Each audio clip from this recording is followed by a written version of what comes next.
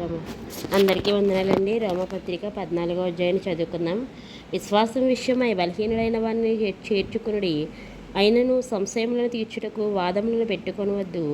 ఒకడు సమస్తమును తినవచ్చని నమ్ముచున్నాడు, మరి ఒకడు బలహీనుడై ఉండి కూరగాయలను తినుచున్నాడు. తినువాడు తినని వారిని తృణీకరింపకూడదు, తిననివాడు తినువానికి తీర్పు తీర్చకూడదు. ఏలనగా దేవుడు అతని చేర్చుకును.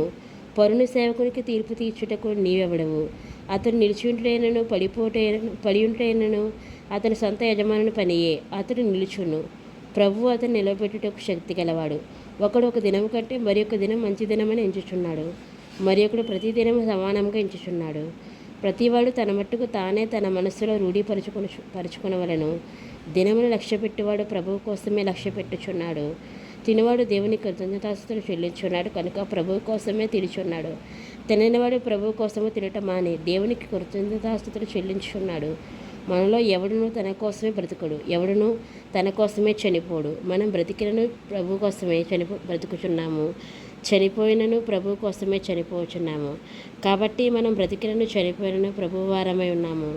తాను మృతులకును సజీవులకును ప్రభువై ఉండుటకు నిమిత్తమే కదా క్రీస్తు చనిపోయి మరలా బ్రతికెను. అయితే నీవు నీ సహోదరునికి తీర్పు తీర్చనేలా, నీ సహోదరుని నిరాకరింపనేలా? మనమందరము దేవుని న్యాయపీఠం ఎదుట నిలుతుము. నా తోడు ప్రతి మోకాలు నా ఎదుట వంగును, ప్రతి నాలుకయు దేవుని స్తుతించును అని ప్రభువు చెప్పుచున్నాడు అని వ్రాయబడి ఉన్నది. కనుక మనలో ప్రతివాడు తన గురించి దేవునికి లెక్క అప్పగింపవలను. కాగా మనమిక మీదట ఒకరినొకడు తీర్పు తీర్చుకుందాము.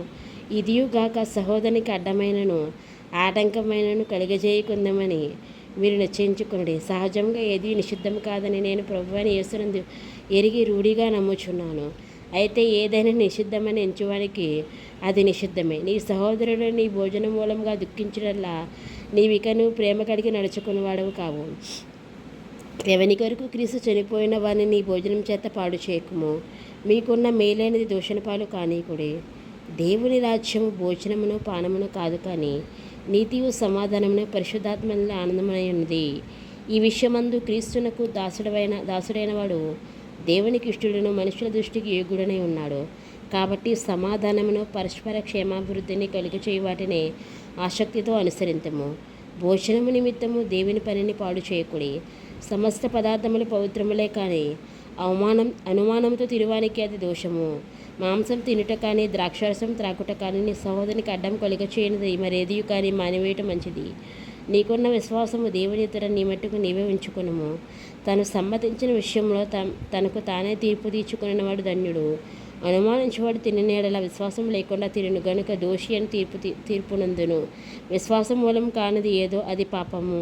దేవుడు తన పరిశుద్ధ వాక్యం దీవించి ఆశీర్వదించును గాక. ఆమేన్. ప్రార్థన చేసుకుందామండి. స్తోత్రం యేసయ్యా, నాయన ప్రభా, సర్వాధికారి సర్వాంతర్యామైన యేసయ్య, ఈ యొక్క దినం చూడడానికి ప్రభా నాయన మీరు ఇచ్చిన గొప్ప శ్రేష్టమైన అవకాశాన్ని బట్టి నీకే స్థితిలో నీకే స్తోత్రాలు ప్రభా, నీకే వందనాలు. అల్ఫులం అయోగ్యులం తండ్రి అని పిలవడానికి సరిపోయినటువంటి పాపులం ప్రభా మా జీవితాల్లో ప్రభా తండ్రి, ఏదైతే కొదవగా ఉన్నదో ప్రభా సమస్తాన్ని చూస్తున్న దేవుడవు కదా ప్రభా. ఈ యొక్క వాక్యాన్ని విన్న బిడ్డలను దీవించండి, వారి కుటుంబాలను దీవించండి నాయన. వారికి ఉన్న అవసరతలు తీర్చండి, వారికి ఉన్న లోటుపాట్లను తీర్చండి, ఆత్మీయ స్థితిలో నాయన పెంపరాజేయండి దేవ. ఎల్లప్పుడూ తోడై ఉండండి, ఎల్లప్పుడూ నాయన మీ కృపా కాపుదలను నింపండి, క్షేమాన్ని ఇవ్వండి, ప్రయాణాల్లో తోడుగా ఉండండి, భద్రతలు ఇవ్వండి, ఆరోగ్యాలు ఇవ్వండి నాయన. వైరల్ ఇన్ఫెక్షన్స్ నాయన, వైరల్ ఫీవర్స్ వస్తున్నాయి ప్రభా, ఎవరికి ఏమీ రాకుండా కాపుదలు ఇవ్వండి నాయన. యేసయ్య ప్రభా తండ్రి, ఎల్లప్పుడూ తోడుగా ఉండండి. దేవాది దేవుడవైన యేసయ్య, సర్వాధికారమైన యేసయ్య అయా నాయన. వాక్యాన్ని ప్రభా తండ్రి నాయన శ్రద్ధ ప్రభా, వాక్యాన్ని విని వాక్య ప్రకారం జీవించడానికి ప్రతి ఒక్క బిడ్డకు మీరు సహాయం చేయండి ప్రభా. అయా నాయన యేసయ్య, నీ వచ్చినప్పుడు నిన్ను ఎదుర్కొనే గుంపులో ఉంచండి ప్రభా. అయా తండ్రి నాయన యేసయ్య, నీ రాకడ అతి సమీపం కదా ప్రభా. అటు సిద్ధపాటు హృదయాలను ప్రతి బిడ్డకి దయచేయండి తండ్రి నాయన యేసయ్య. ప్రతి హృదయాన్ని ముట్టండి ప్రభా, స్పష్టపరచండి ప్రభా. మా అందరి పక్షాన జరిగించండి ప్రభా.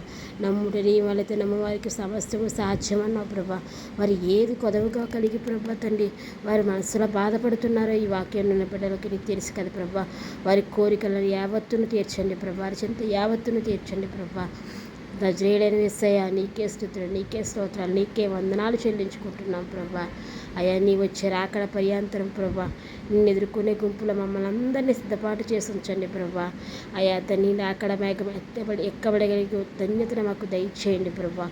ఏస్తున్నామని బట్టి ఈ చిన్న ప్రార్థన మనం వేడుకుంటున్నాం తండ్రి. ఆమేన్.